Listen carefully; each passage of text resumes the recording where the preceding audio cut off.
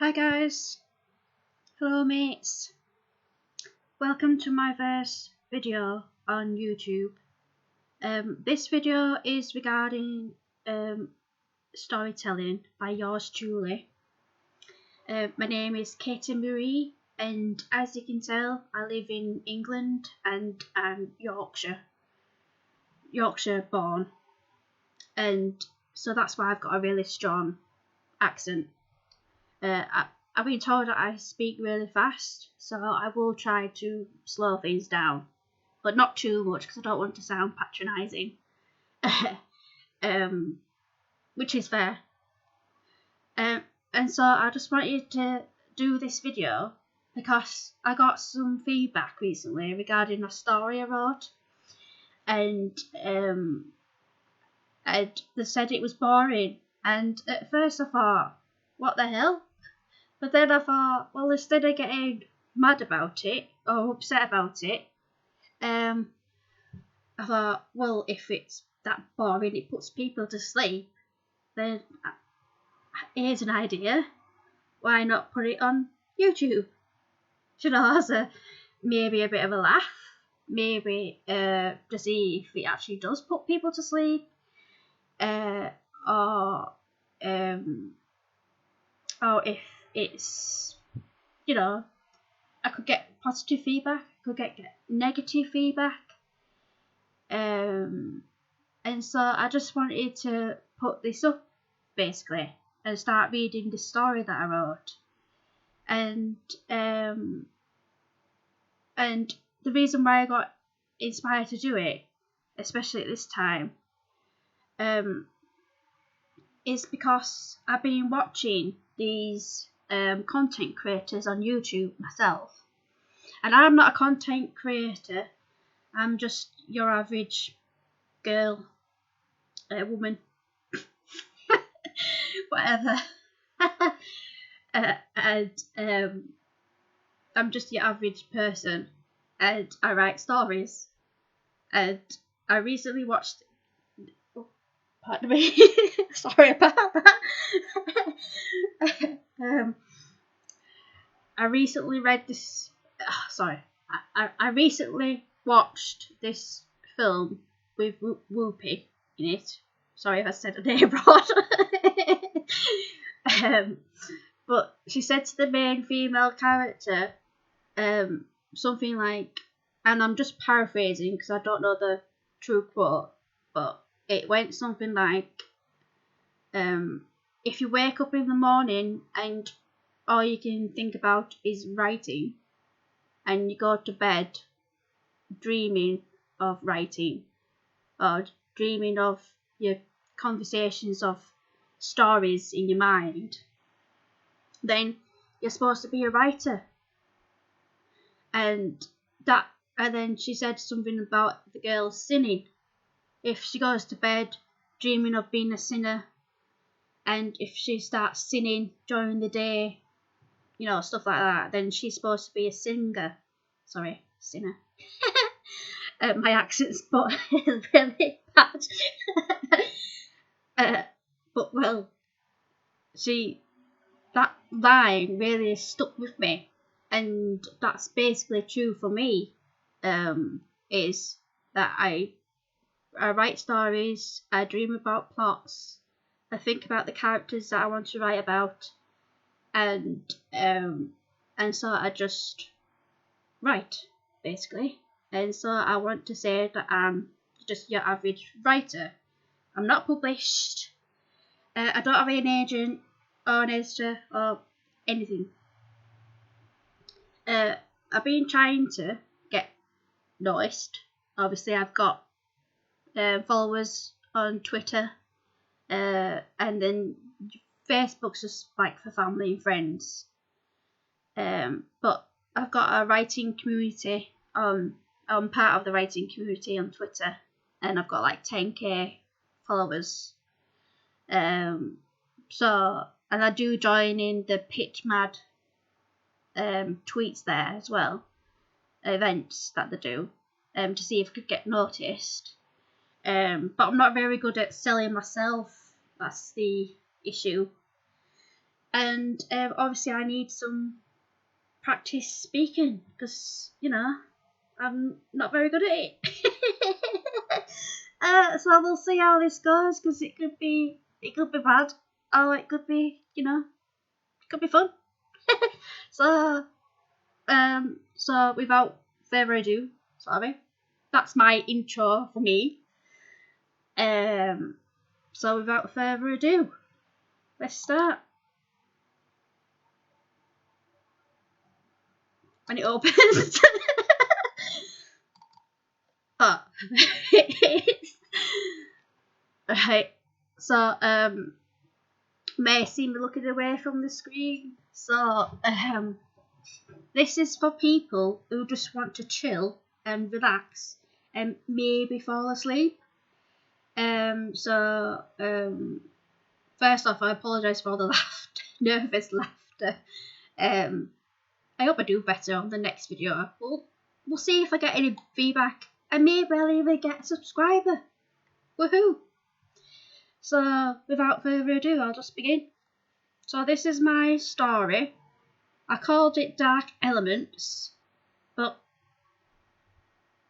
it's got a typical romance, paranormal, supernatural murder mystery plot to it. And that's why a lot of editors or feedback I got said it was boring because the plot's been done a million times already, and there's nothing basically new about it. So yeah, that's why they said it wasn't that good and that it needed editing.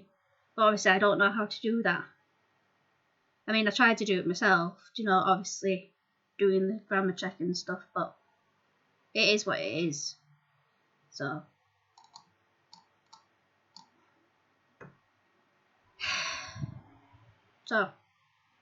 Kismet, a predetermined fate or unavoidable destiny. And it's the prologue. Planet Kish,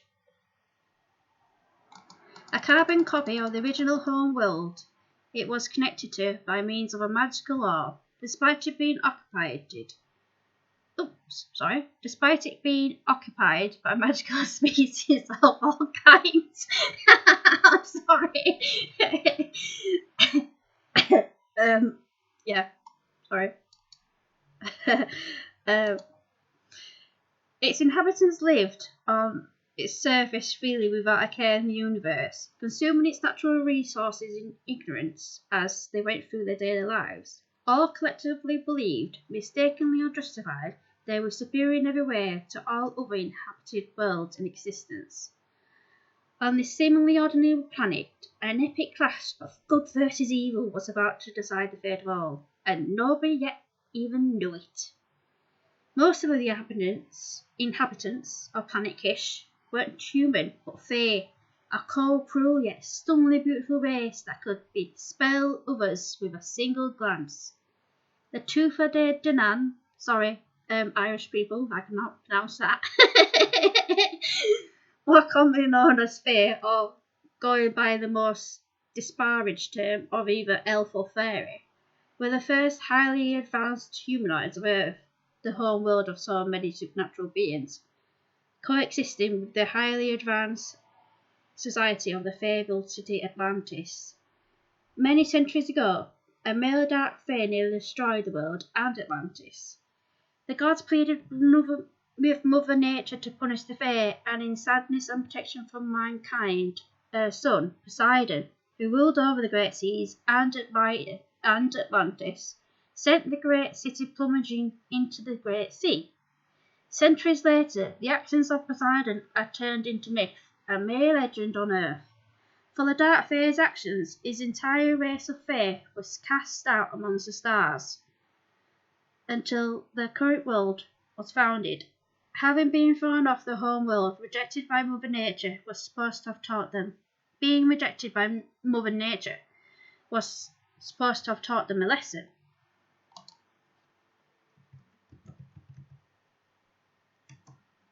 As time flew by, it seems that lesson hasn't been learned by all, and now forgotten altogether. The male Fae's name got lost over time, until none who live presently remember it.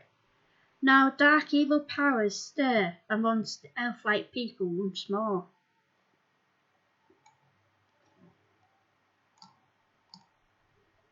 Who would have guessed this planet, one out of millions like it, even billions, would become the centre of something of epic proportions, where all life hangs in the balance on the choices a young couple would make, where evil meets even greater evil to plot destruction and bring true chaos to the universe. If the plan succeeded, it would end all life in existence, bringing in its wake nothing, oblivion. Only this oblivion, chaos, and only this one couple could stop it. Of course, they didn't know it right then. The planet looked like any other, with citizens going about their daily business, unaware as to the state of things. The chaos plan begins. Chapter 1. Upon the land mass the forgotten Dark Fae founded eons ago, known by all as Dark Rend, stood the largest mountain that had ever been erected anywhere. Perpetually spooky, unnerving clouds coiled around the mountain's highest peak, rumbling and reverberating throughout the nearby rocks and trees. It happened daily, with varying levels of noise, and caused so much tension, natives took to affectionately calling it Thunder Mountain, avoiding it whenever possible. Deep within this mountain, a mysterious male figure cloaked all in black stood in front of a black altar, oblivious to the ominous weather outside. The cavern of rock and stone in which the figure stood in was huge, and the only light came from the single flame of a blood-red pillar candle. Placed in the centre of the large black altar, the flame did nothing to illuminate the figure and cast dancing shadows on the walls. The various mysterious and mystical archaic objects on the altar, purposely placed, would have been condemned by modern-day witches on Earth. These were objects used in black magic or death magic rituals. Anyone using such would either have the magics they wielded stripped from their souls, or executed as punishment, because their only purpose of using them was to call the deaths of every living creature in the known universe. Henceforth they were forbidden.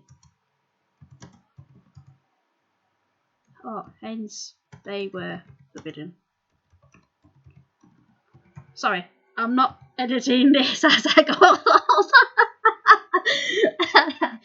along. Sorry. Oops. Oh, no.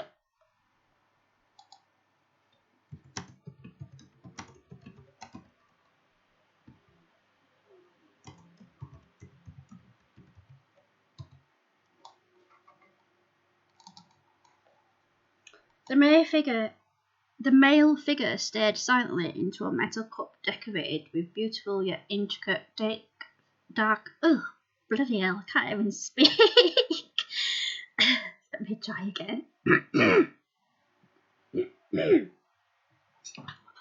Just set this chair. I hope I can edit it that bad. Alright. The male figure stared silently into a metal cup decorated with beautiful yet intricate dark fair designs around the outside. They were reminiscent of Earth's Celtic designs, but were used for dark magic practices. Filled with rich warm blood from the humbling donor that was cast so disdainfully to one side, the shadowy figure waited for his call to be answered. He glanced with cold disgust at the body of a male fae had lured in with deceptively easy promise of power. The poor fool had been so easy to get alone, and then brought here when he had met an unseemly and gruesome end at the sharp point of a dagger. Its kind were always so easy to spot and manipulate. However, the figure had needed a blood sacrifice to speak to his dark mistress. No matter, he thought, the fool won't be missed, and then dismissed the cold killing of an innocent male fair, whose name he didn't even know, from his mind, his attention turning to the cup. The figure in black began to feel impatiently, and quickly quashed the feeling, controlling himself with firm resolve no one would have suspected. He knew that his mistress liked to make him wait. The goddess of chaos was a cruel and spiteful mistress, who knew her servants didn't like to wait at all. She found it amusing to see their impatience and punish them with sadistic glee. The figure knew better than to give any indication of impatience, as the last time he had expressed it, the mistress had punished him with a true illusion. It had been so real in both mass, shape, texture, smell, and sight that he became senselessly frightened beyond anything I had experienced prior.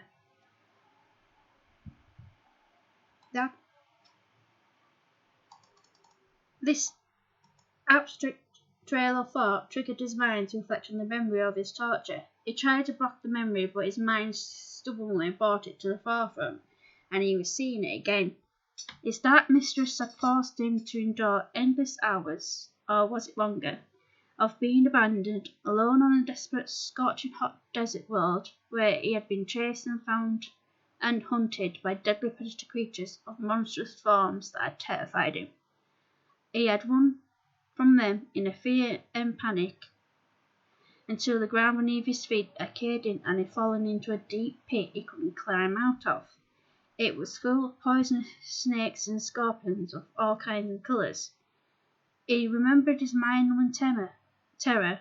He remembered his mind-numbing terror as they poised to strike him, and he had screamed and screamed with each bite and sting of his tender flesh.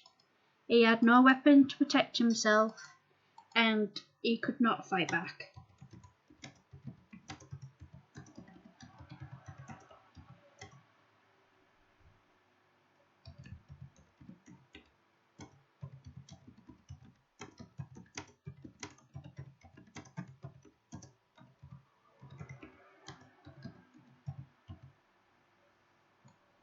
When it was over, he had found himself back where he had started from, finding out later that he hadn't gone anywhere, that he'd been here the whole time, and only a small amount of time had passed.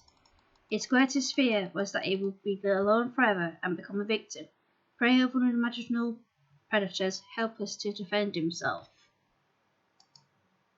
A faint shudder went through his thin frame, but this was the wrong place to give any indication of fear. He could still hear the screams of the other servants who served her with pleasure, but who had incurred her wrath, and the sound of his dark mistress's cruel laughter echoing in his mind. Gritting his teeth, he grimly slammed the door on his memories with steely determination and took a deep breath to calm himself, until all traces of emotions were gone, and his mind was coldly disciplined once again. His gaze focused on the cup, alert and unmoving. In the distance, thunder rattled the loose stones and rock outside, but he wasn't concerned about the weather.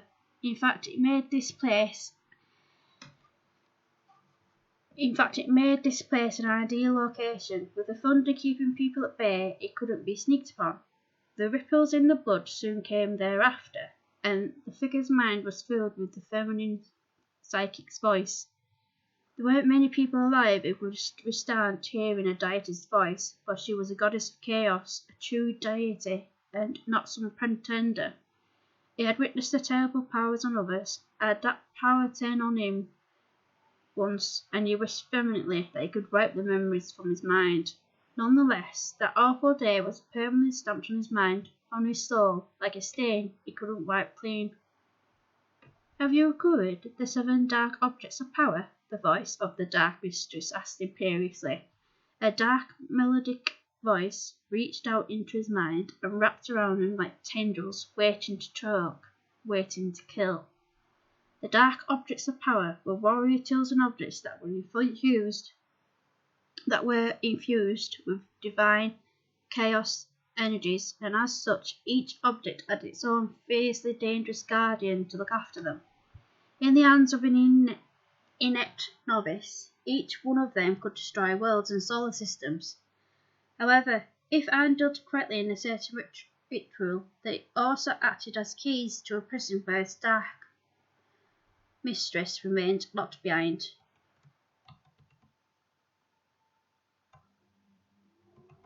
I have recovered 3 of the 7 dark objects.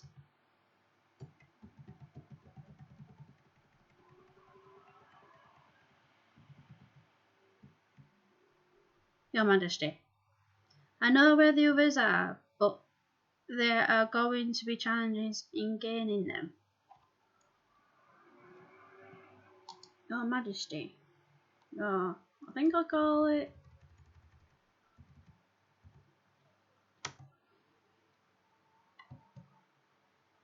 What do I call it?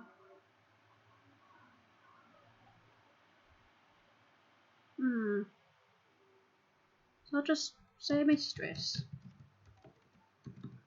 Oop.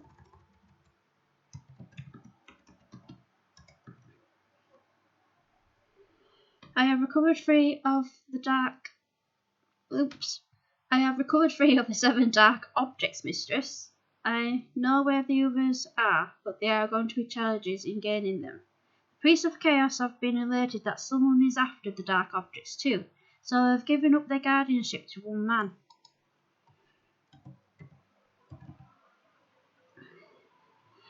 The priests of chaos have been alerted that someone is after the dark objects, so they have given up their guardianship to one man. His name is Rue Reigns, the Lord Kokoru. The figure stated grimly. The Black Dragon Lord? Well, that's perfect. You are already in with his inner circle. Why would taking them be a challenge? You're not really loyal to the poor fool, are you? A sly note entered the goddess's voice, and the figure had to suppress the urge to snap at her in annoyance. Of course not, mistress. However, he is a formidable person of sharp intellect, has scary instincts that taste of psychic power, with a cruel nature that would make you proud and all others tremble in fear. I have witnessed his ruthless nature on more than one occasion.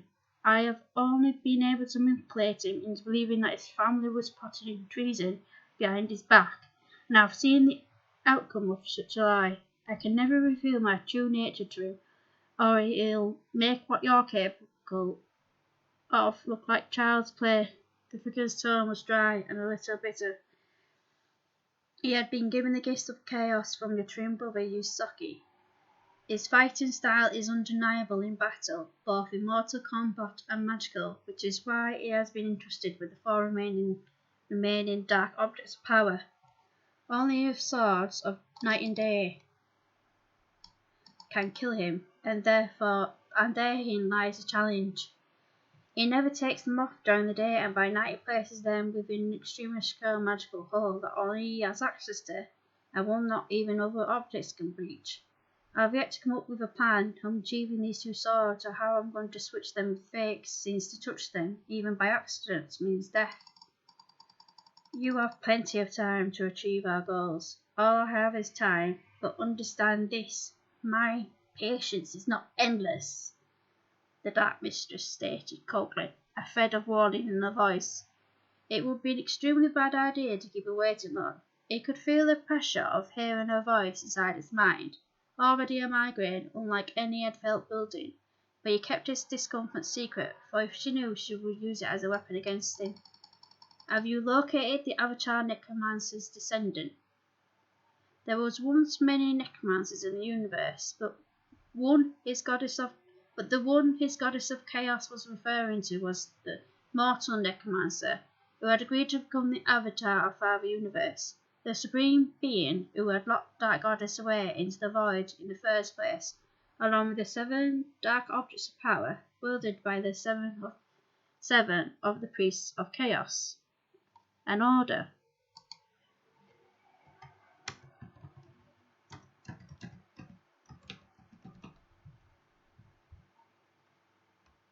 Although the Avatar was long since dead, many centuries ago his blood had been enriched with pure power, and that has been inherited by his descendants. As luck had it, a direct descendant of his had been born, someone alive with his necromancy, and with it the power that was once in his blood, despite the years of dilution due to genetics. Indeed I have. The mirror of dreams has revealed her to me, and she is already within the city. It doesn't look like she has come into her magic yet. She has to come into her magic to complete the ritual. See to it that her magic is awakened at the proper time, my most loyal servant. Get this done, the goddess hissed, a demand that was impossible for anyone but him, as he was a master manipulator, and he was already beginning to have ideas on how to achieve this. As you wish, your dark majesty, the figure said tonelessly, hiding nothing of his true thoughts and desires, for this goddess had to believe completely that he was working on her behalf. That he was working on her behalf for her as a loyal servant when he was merely waiting for her to make his own move. The pair were already each creating a plan in their mind on how to achieve their goals, making the young girl their pawn.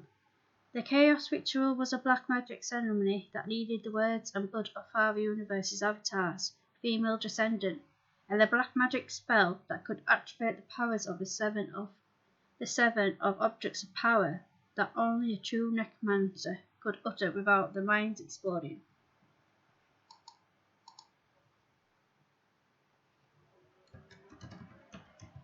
Dark object. The time was fast approaching where they could perform the ritual, where the moon runs blood red by magic, and if they missed this opportunity, they would have to wait another 1,000 years until the next blood moon. Behind the figure came two black whirlwinds that shrieked through the large cavern. Whirlwinds didn't last long, and the figure came to realize that the dark goddess had created servants for their personal use. These two servants are yours to command. Use them well. Perhaps they will help you in getting the dark objects of power, as they are true chaos creatures. The dark objects of power will not be able to reject their touch, as they would over mortals, the dark goddess explained. Thank you. I know exactly how I'm going to use these two creatures for our cause, the mysterious figure and the dark goddess of chaos smirked together, as thoughts and dark plans formed in each mind and were shared by the other. The pair laughed evilly, and outside thunder boomed, overshadowed by the nefarious pair's laughter at the plan that they had formed. The universe was going to be in for a rude awakening if he thought that everyone was safe from destruction and despair, especially once the goddess of chaos was free from imprisonment. Once the connection was severed, the goddess sat back on a throne, made of nothing but darkness, just like the cat which now purred around their ankles. There was no light here, only darkness and loneliness, with only a cat for company. How she burned at the injustice of her imprisonment and longed for vengeance. Let all those who live in peace know true despair. All shall know my power and love me in their worship. The universe will find out just how cruel I can be. So be it.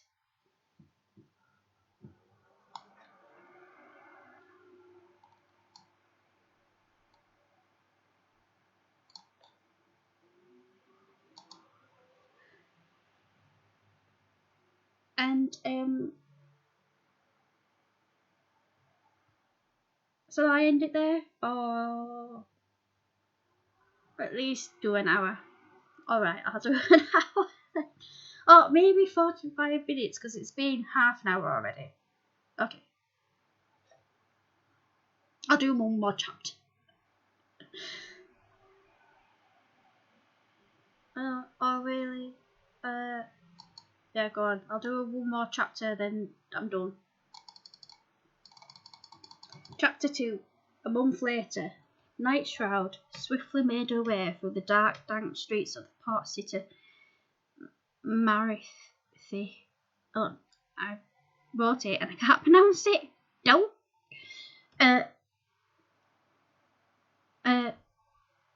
So I'll just say dark, dank streets of the port city, Marat.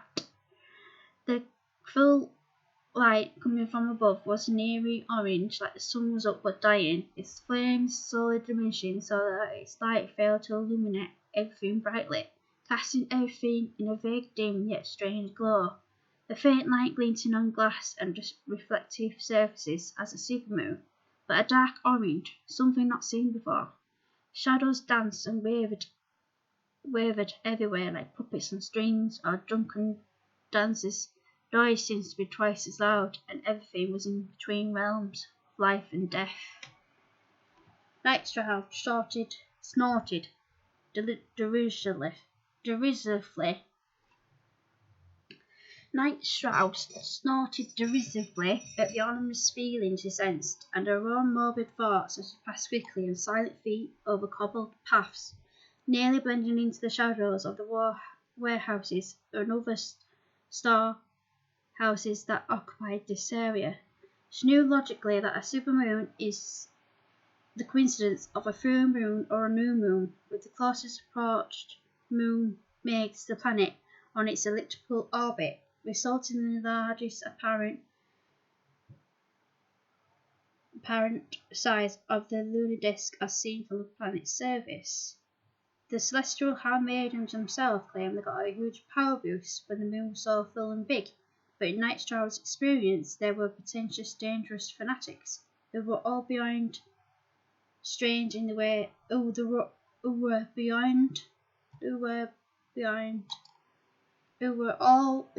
all beyond strange in the way they spoke and lived and prayed to a fictional deity.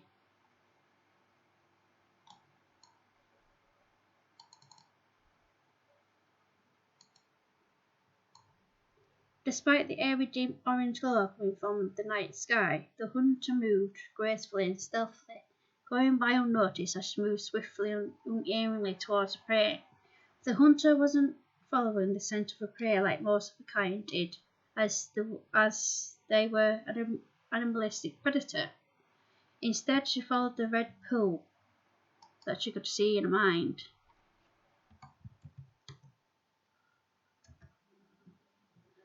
A psychic tug forward that let her know to go in this direction. In a weird way, she was like a bloodhound,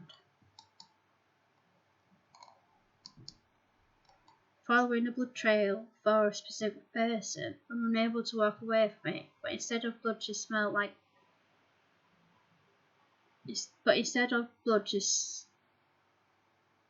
predators.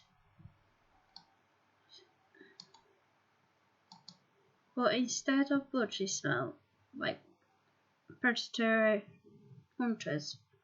Oh, that's so weird. In a weird way, she was like a bloodhound, following a blood trail for a specific person and unable to walk away from it. But instead of blood, she smelled like instead of blood. But instead of blood, able to walk away from it. But instead of blood, she had psychic abilities that had her focus on the hunt once she triggered them. Her psychic abilities needed to continuously be used when it came to the hunt. If not, she lost control of them, and she didn't want that to happen. It forced her to do one job only from then on, when she realised she couldn't be anything other than a hunter.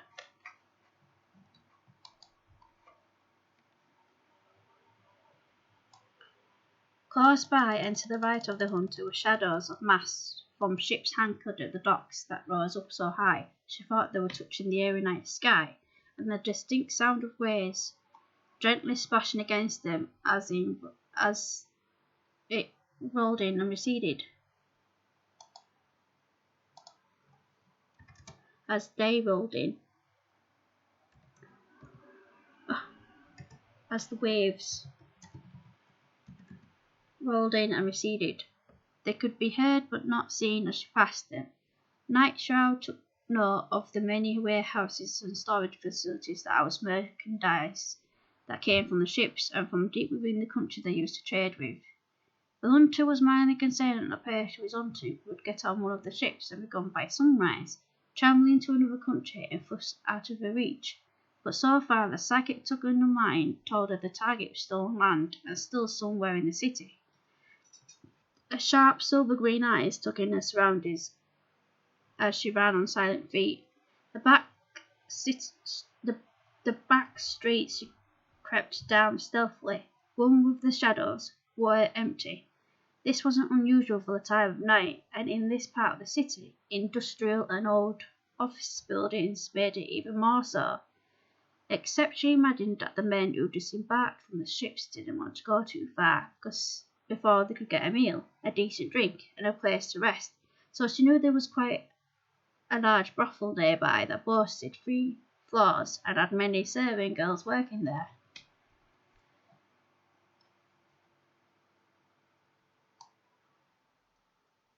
She could hear the loud laughter, chatter, and dim music that was nearly drowned out by the raised voices. As the hunter came upon it, she slowed, keeping to the shadows of the buildings, a frown on her pretty face that was hidden under the black headscarf she was using as a mask, a mask that hid everything except for her eyes, as she was constantly told, unusually. A mask that hid everything except for her eyes, that she was constantly told usually matched between rooms that could be seen on this world, except for tonight. There was an enormous feeling coming from the brothel, something unclean and nefarious. In her mind's eye, aside from the psychic touch she felt toward urging her onwards, saw dark shadows swirl around the building like a vortex of repressed negativity, and dare she think it evil? Something was clearly not right here. Her eyes narrowed as the doors opened, and the noise level increased briefly to let out 2 big muscular men who were to lean against the wall near the entrance, laughing to themselves, lighting up their smokes, and taking a deep breath. The dark shadows moved insidiously towards the men, curling around them like living things, cats which rubbed up against them, though the shadows weren't as thick. Well, that needs looking into, she thought to herself in alarm, and made a mental note to check things out just as soon as she could. Right then she had another task to complete. The hunter moved on, swiftly moving further down the street, unable to resist the tug in her mind. She went by unnoticed by the 2 men. The pull in her mind sharpened suddenly, becoming a more vivid, bold red that pulsed, a sure sign that a prey and target were nearby, within mere yards and just around the corner to the street. Nightshroud paused at the corner, glancing around to make sure no one was watching her or looking her way. The 2 men from the brothel were still outside, but they were so far away now she couldn't make anything out, and they were so deeply engrossed with whatever they were discussing that they paid no mind to their surroundings, and even if they were to look around, Nightshroud was confident that she was part of the shadows of the night, hence her name. Nightshroud reached down and pulled out one of the 5 daggers that she had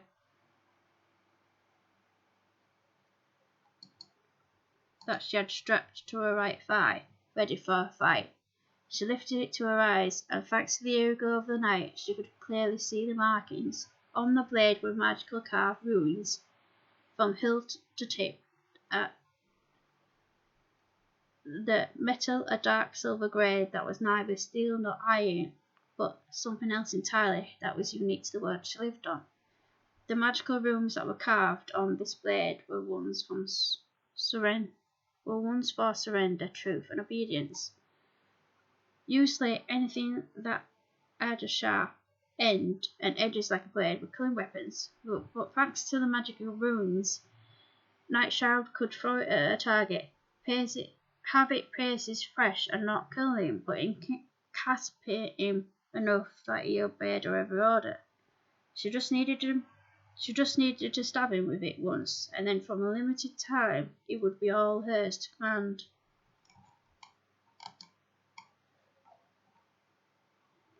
Thick clouds passed overhead, hiding the moon temporarily, casting the world into dark shadows, and it caused her to pause, to blink in the night and adjust her sight.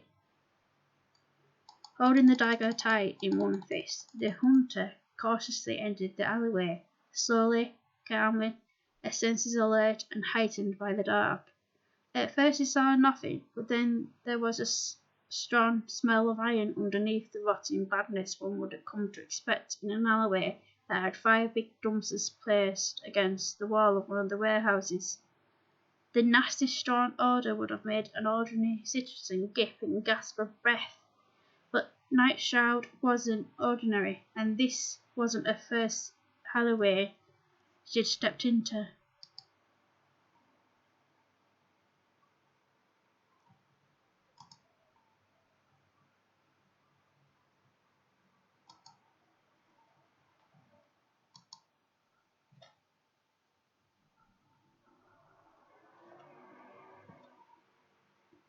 As she stepped deeper into the hull alleyway, ready for an attack from one of the shadows.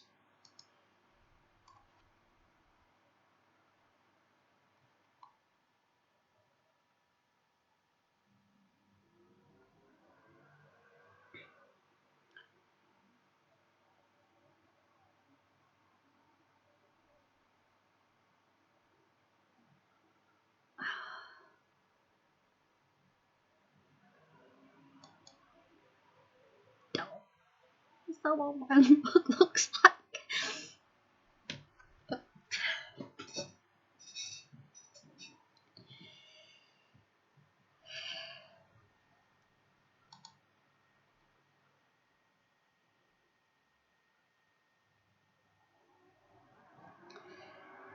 Guys, I'm going to end it here. Thank you for watching and listening to me rambling about my story. I hope you enjoyed it. I'm going to try and do some editing so you don't get all my giggles and all the errors I made. I hope I catch them all, but if I don't, I apologise. And please be kind to me, because this is my first video and I'm not very good at it, obviously, as you can tell. So please be kind. Please like and tell me if you want to hear the rest of it, hear the rest of the story, or if you don't, or just let me know. And I'd be grateful if you could subscribe, because I just thought, well, if my voice could make people go to sleep, and if the story wasn't interesting, then maybe it might be classed as a relaxing sleep time. So I hope you enjoyed it, and I'll see you sometime soon. Okay? Good night, goodbye, cheerio.